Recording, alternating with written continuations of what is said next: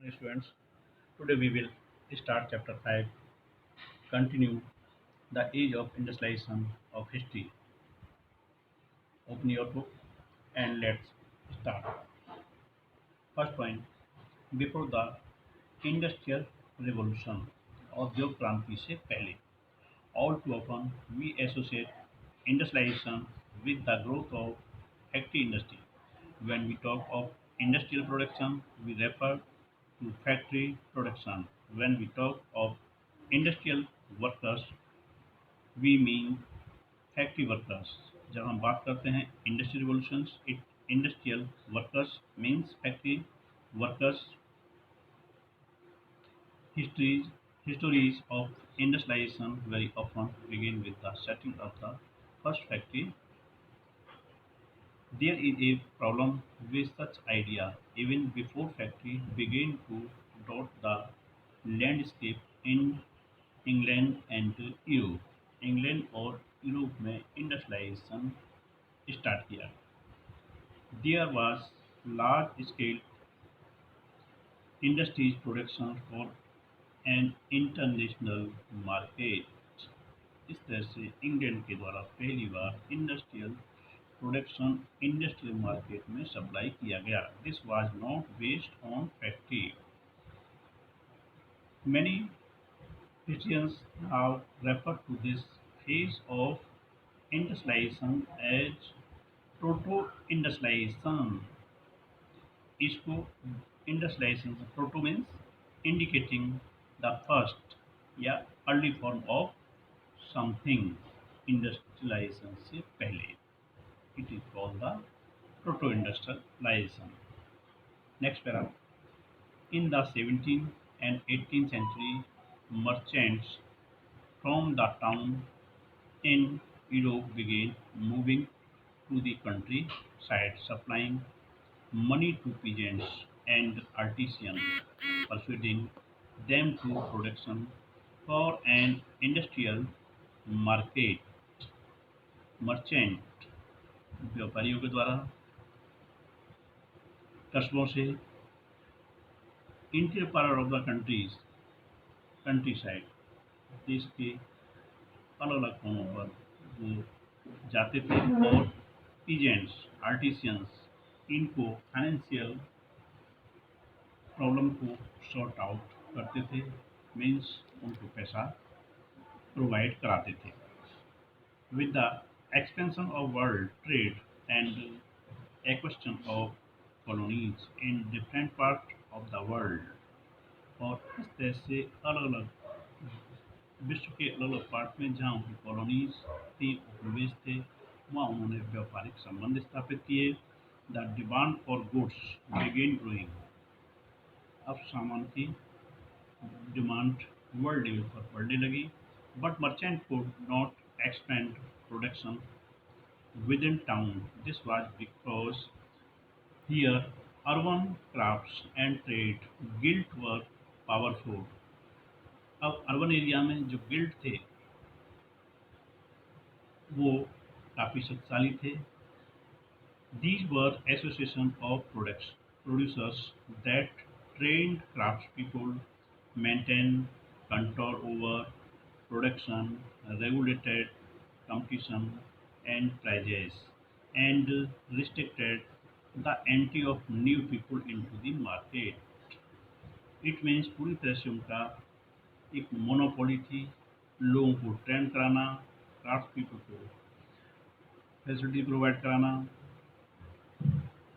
Production पर control कराना, ये सारी की सारी व्यवस्था उनके द्वारा की जाती थी. और नए किसी भी व्यापारियों को एंटर नहीं करने देते थे. Rulers granted different guilds the monopoly right to produce and trade in specific products. It was therefore difficult for new merchant to set up business in town. और इस तरह से इस बिजनेस में दूसरे नए व्यापारियों का आना बहुत ही टिपिकल था. So they turn to countryside. तो वो देश के विभिन्न कोनों पर गए. In the countryside poor peasants and artisans देश के अंदर विभिन्न भागों में, रूरल एरिया में, गाँवों में, गरीब किसान, पीजेंट्स किसान और artisan began working for merchant, वो व्यापारियों के लिए काम करने लगे।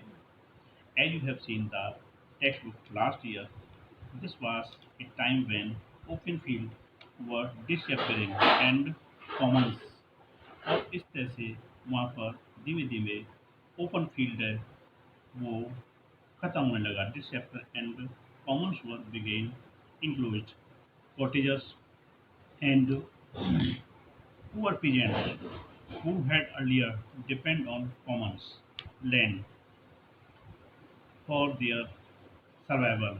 और वो कॉमन्स के ऊपर जो पुअर पीपल्स थे, पुअर पीजेंट्स थे, वो कॉटेजर्स थे, वो कॉमन्स के ऊपर डिपेंड रहने लगे क्योंकि ज़मीनों का होल्ड उनके पास था। गैदरिंग देयर फायरवुड, लकड़ी इकट्ठा करना, berries, vegetables, hay and stock, घास फूस, घास, भूसा, ये सारा का सारा रोज़मर्रा का सामान इकट्ठे करने के लिए वो उनके ऊपर डिपेंड होने लगे। Had to now look for alternative source of income, अब वो अपनी इनकम का दूसरे स्रोतों को भी देखने लगे। Many had टिनी plots of land which could not provide work for all members of the household, छोटे छोटे प्लॉट में सारे के सारे मेंबर्स अब वो काम करने के लिए सफिशिएंट नहीं थे। So when merchant came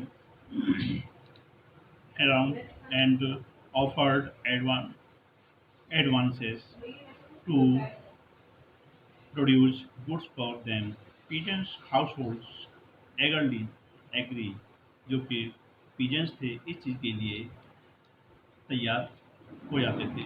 By working for merchant, they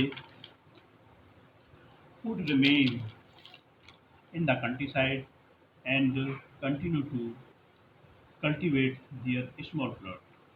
Income from proto-industrialization production supplemented their shrinking income from cultivation। अब कल्टीवेशन में उनकी इनकम भी कम होती गई। It also allowed them fuller use of their families labor resources। अब यहाँ पर Fuller, Fuller क्या है? गैदरिंग क्लॉथ एंड प्लीटिंग, वो इकट्ठा करते थे। Fuller's means full, that is gathers cloth by pleating। Within this system, a close relationship developed between the town and countryside। अब इस तरह से धीरे धीरे इनके गांव के और कस्बों के बीच में संबंध क्लोज होने लगे। Merchants were based in town, but the work was done mostly in the countryside। Countryside, a merchant clothier in England purchased wool from a wool stapler। Merchant व्यापारी क्या करते थे? व्यापारी वूल इकट्ठा करते थे वूल स्टेपलर से and carried to the spinners, spinners the yarn, धागे को जो है काटना। दूसरा स्टेप था that was spun was taken in subsequent stages of production to weaver fuller and then to dyers. Fuller के बाद में फिर उसको कपड़े को डाई कराना, वो डाई के देने लगे। They the finishing was done in London, जो फिनिशिंग होती थी कपड़े की वो लंदन में होती थी। Before the exporter merchant sold the cloth in their international market. इस तरह से व्यापारियों के द्वारा कपड़े को इंटरनेशनल मार्केट में सप्लाई किया जाता था। London in fact came to be known as printing centre. इस तरह से लंदन एक प्रिंसिंग सेंटर बना। Next paragraph, the proto industrial system.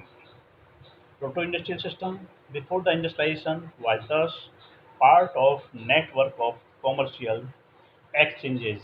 It was controlled by merchant, जो पूरी तरह से व्यापारियों के हाथ में था। And the goods were produced by a vast number of producer producers working within their family farm, not a factories।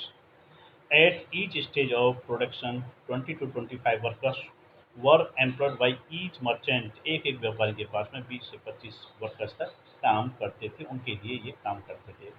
This means that each clothier was controlling hundreds of workers. Clear.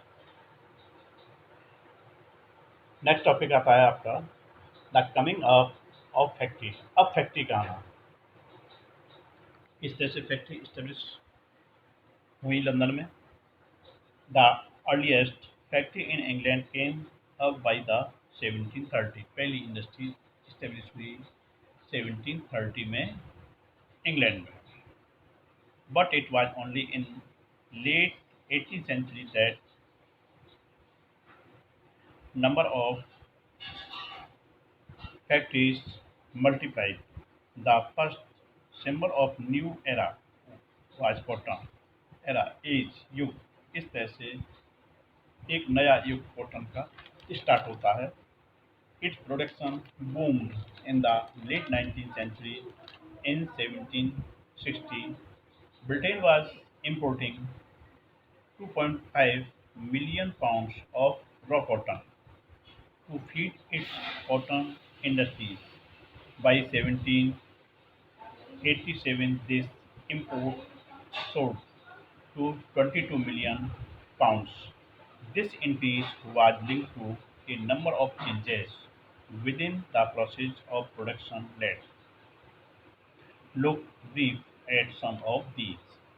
A series of inventions of 18th century increased the efficacy of each step the production process है। ये अलग अलग steps होते हैं